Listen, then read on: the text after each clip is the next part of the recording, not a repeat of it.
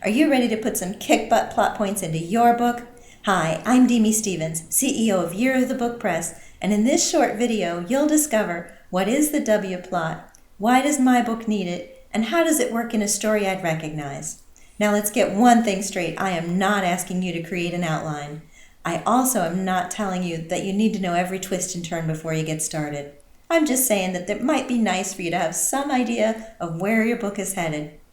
For example, I have a friend who has peanut allergies, and if she was going to visit next week, it might be nice if I served something other than nut cookies and pie. And whether you want to believe it, all successful fiction, be it books, movies, or even TV show, they're all built around a recipe. And when you start off with the right ingredients, then add a few spices of your own, then voila, you'll have a dish everyone wants to enjoy. But you can't bake your pie on top of the radiator. You're going to need the right tools. And today, you'll see the W plot explained, because the twists and turns are going to have your hero spiraling down and scraping away back up again, just like the legs of the W. They'll go down and scrape back up again twice in your story, and in almost all the stories that we've fallen in love with. So why does your story need this?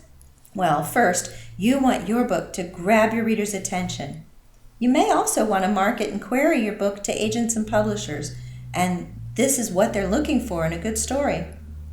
And let's face it, if your story doesn't have tension or conflict and in all the right places, it can be boring. Nobody wants to read about someone, a hero, who has everything going right for them. Now, there are 5 points in this structure, and we're going to use a movie, The Lion King, to demonstrate them all. Little Simba in The Lion King is the hero. He's the protagonist. His proud father, Mufasa, introduces him to the world, and just when everything is all happy hunky-dory, his jealous brother Scar, Mufasa's jealous brother, great villain name by the way, lures Mufasa into a dangerous situation. So in storytelling, this first big plot point is called the trigger event, or the inciting incident. It's the action that sets your character on a downward spiral, maybe unveils a ticking time bomb, or perhaps sends them on a journey into unknown territory where they're probably already emotionally damaged. In this story, that inciting incident is when Mufasa dies. And our little hero Simba, well, he's obviously broken up that his dad is dead, but what makes it even worse is that Uncle Scar convinces him everyone's going to think it was Simba's fault that the king is dead. Good stories do that. They take a bad thing and make it even worse. Now, we may hate doing this to our characters, the ones that we've lovingly created, but it's what sets our books apart and makes them super interesting to our readers. You see, those readers are going to want to know how our wonderful characters survive against amazing odds.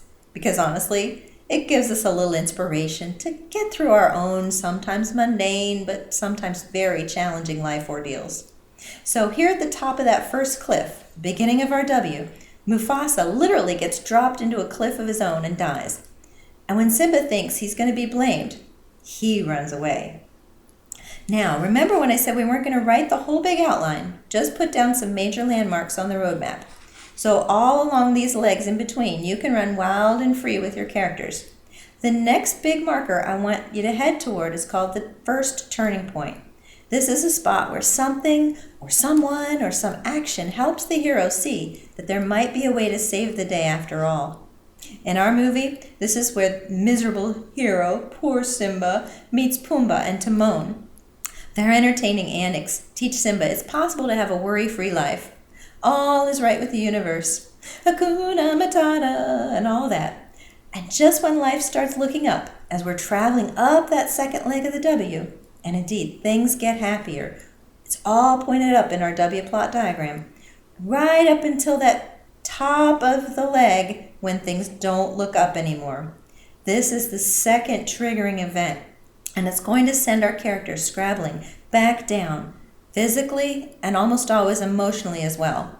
And in this movie, that's when Simba runs into his childhood friend Nala, who tells him how the lion pride has suffered under Scar's rule, how they all thought Simba and Mufasa had died that day, and that they feel there's no hope left for them.